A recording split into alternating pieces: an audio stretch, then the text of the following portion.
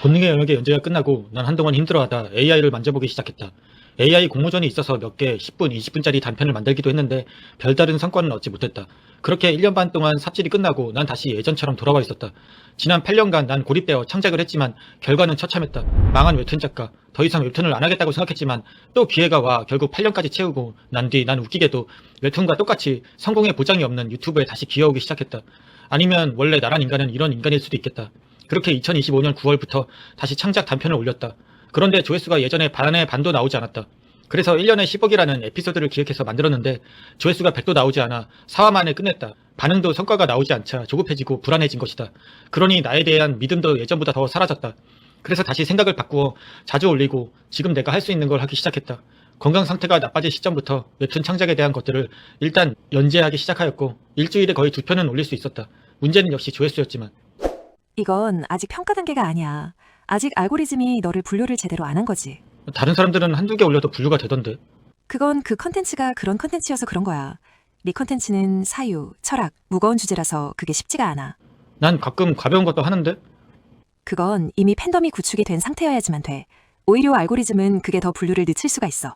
그런데 시청 시간이 30%에서 40%니까 이건 컨텐츠 문제가 아니야. 그러니까 한결로 꾸준히 올려봐.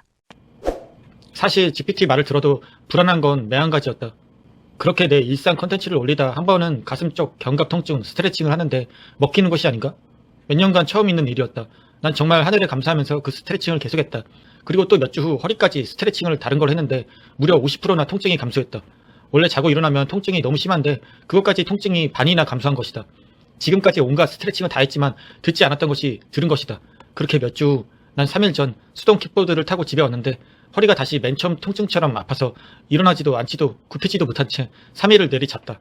거기다 가슴 통증은 이제 그 스트레칭을 해도 듣지 않았다. 그래도 언젠간 또 이것들이 조금씩 꿈틀대며 변할 거라고 생각한다. 안 된 시간들이 너무 길어서 그 느낌과 불안함이 밀려오지만 어느 순간 변할지도 모른다.